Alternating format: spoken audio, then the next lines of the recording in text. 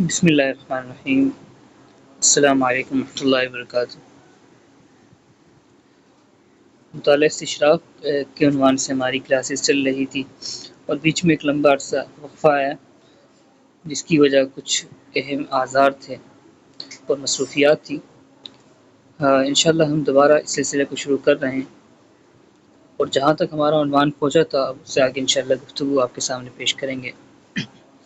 اس عرصے میں دو تین کام کی چیزیں ہم نے ترتیب دی ہے۔ ایک تو یہ کہ کورس میں ہم نے کافی اہم عناوین کو اور موضوعات کو شامل کیا ہے، پریزنٹیشن کو تیار کیے۔ دوسرا یہ ہے کہ اس عرصے میں ہمارا جو میگزین ہے آگاہی فکر و نظر، اس کے 2 شمارے تیار کیے ہیں جو آپ حضرات کے لیے انتہائی مفید رہیں گے۔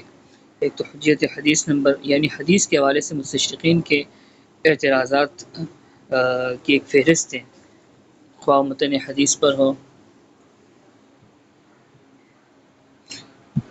یا وہ خواہ حدیث کے روایتی معیار پر ہو یا درایتی معیار پر ہو، تو ہر طرح اس میں ہم نے اعتراضات کے جوابات شامل کیے ہیں۔ اسی طرح ایک خاص نمبر ہم نے تیار کیا ہے جو حدیث کے علاوہ سیرت النبی صلی اللہ علیہ وسلم پر جو اشکالات ہوتے ہیں ان اشکالات کے جوابات کے لیے انشاءاللہ معاون رہے گا۔ تو جو کچھ نشستیں ہم نے پڑھ لی ہیں تو اس کے حوالے سے کچھ دوبارہ اس کو ریوائز بھی کر لیتے ہیں، دہرا لیتے ہیں کچھ باتیں اس کی۔ اس میں ہمارا ٹاپک چل رہا تھا مطالعہ استشراق اور خاص موضوعات، یعنی خصوصی عنوان تھا ہمارا قرآن کے حوالے سے سب سے پہلا ٹاپک۔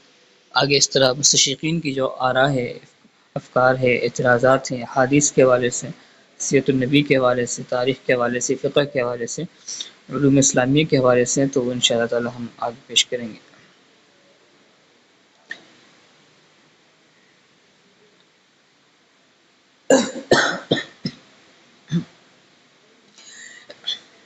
اعتراضات کی نوعیت، قرآن مجید کے مصادر قرآن مجید کے بارے میں مستشرقین جس نوع کے اختلافات اور اعتراضات کے شکار ہیں وہ وہی اعتراضات ہیں اگر غور کیے جائیں، جس میں آپ علیہ السلام پہ نعوذ باللہ سحر کا اعتراض ہے، خود سے قرآن مجید گھڑنے کا نعوذ باللہ اعتراض ہے، یہ بھولے پن میں آپ علیہ السلام اس کو وحی سمجھ بیٹھیں، یا کہانت کا اعتراض ہے، یا دیگر جو اعتراضات ہیں وہ وہی اعتراضات ہیں جو مشرکین مکہ کر چکے تھے۔ قرآن مجید کے بیان کے مطابق اس کے اولین مخاطب میں سے ایک جماعت نے اسے شعر قرار دیا، ایک جماعت نے سحر قرار دیا اور بعد نے کاہنوں کا کلام قرار دیا ہے۔ تو اگر ہم غور کریں تو اس اعتراضات بہت سے اعتراضات ایسے ہیں جو قرآن مجید نے بھی نقل کیے ہیں مشرکین کے، اس کو قرآن مجید نے مثبت جواب دیا ہے۔ قرآن مجید نے سب دعووں کے جواب میں ناقدین کو صرف اتنا کہہ کر خاموش کروایا ہے کہ اس جیسی کوئی ایک آیت ہی لے آئیں۔ ٹھیک ہے، شعر، جادو، کہانت اور سابق الہامی کتب سے اخذ و استفادہ کرنا یا نعوذ باللہ ملحدین کے زمان میں کہ سریقہ کرنا، اس کی صلاحیت تو ایک عام شاعر اور ساحر ہے، کاہن ہے، پادری ہے، ربی ہے، یہ سب کر سکتے ہیں، کوئی بڑی بات نہیں۔ اگر یہ جادو وغیرہ ہے اس کتاب میں تو آپ بھی یہ کام کر لیں، بلکہ پوری جماعت مل کے کر لیں۔ قرآن کا چیلنج ابھی تک موجود ہے، 1400 سال گزر گئے ہیں اور ابھی تک اس تحدی کا اعلان قرآن کر رہا ہے، لیکن اس کے مقابلے میں ایک فرد ہو، پوری دنیا کے دانشوران ہو یا پوری جماعت ہو، پینل ہو، کوئی بھی اس کے جواب اس اعتراض پہ جو قرآن مجید نے جو جواب دیا ہے اس کے سامنے بے بس نظر آتے ہیں۔ تو یہ بنیادی اصول اور یہ بنیادی ایک ہمارے سامنے مقدمہ ہے مشرکین کے اعتراضات کی نوعیت کا، یہ ہمیں ہمارے ذہن میں ہونا چاہیے تاکہ ان کے اشکالات یا ان کا ضد پن ہم مشرکین کے ضد پن کے مطلب پس منظر میں سمجھ سکیں۔ یہاں ہم نے ایک سلائیڈ بنائی ہے، حقیقت قرآن مجید اور مستشرقین کی تضاد بیانیہ اور اعتراضات سے متعلق ان کی تضاد بیانیہ۔ آپ دیکھیں گے مستشرقین آپس میں جو ان کے افکار ہیں آپس میں ایک دوسرے سے کافی متضاد ہیں. بعض کے نزدیک نعوذ باللہ قرآن پاک آپ کی ذاتی خیالات کا مجموعہ ہے، اور اس میں بھی پھر دو قسمیں ہیں. بعض نے کہا کہ مدد لی ہے کسی سے، اور بعض نے کہا کسی سے مدد نہیں لی، خود لکھا ہے. اب دیکھیں کسی سے مدد لی ہے تو بات الگ ہوتی ہے، اگر کوئی شخص خود اپنی محنت سے کوئی بات نقل کرتا ہے تو وہ ایک الگ چیز ہوتی ہے. تو مطلب یہ ہے کہ چونکہ جھوٹ ہے اس کا کوئی سر و پا نہیں ہوتا، تو اپنے خیالات میں زعم میں جو مستشرقین نے تعویلات کی، توجیحات کی، بہت ساری ہیں. بعد نے لکھا کہ عیسائی اس وقت تھے، ان کو آپ نے معمور کر دیا تھا قرآن لکھنے پر. جھوٹی بات ہے، ایسی کوئی بات بھی تاریخی حیثیت نہیں رکھتی اور نہ ہی کہیں سے ثابت ہے. اچھا، اس کے مقابلے میں ایک تضاد بیان یہ بھی ہے کہ بعد نے یہ کہا کہ ہم نے مستشرقین کا نام بھی لکھا ہوا ہے جو اس حوالے سے جنہوں نے یہ اعتراض کیا ہے. اس نے بعد نے کہا کہ آپ کی ذہانت اور قوت بلاغت کا کرشمہ تھا، یعنی آپ نے اپنی یعنی محنت سے، ذاتی صلاحیت سے قرآن مجید کو لکھا ہے. اور بعد نے یہ بھی لکھا کہ آپ پوری زندگی معلومات اکٹھی کرتے رہیں اور اس معلومات کو آپ نے مرتب کر کے پیش کر دیا. اب اس میں بھی تضاد ہے.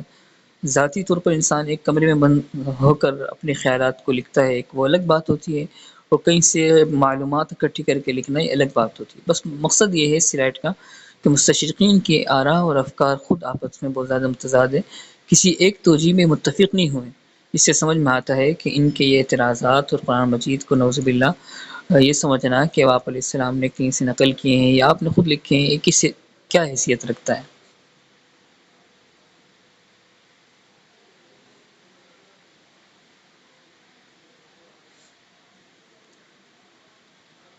حقیقت وحی اور قرآن مستشرقین کی نظر میں نول ڈے کے مشہور جرمن مستشرق ہیں.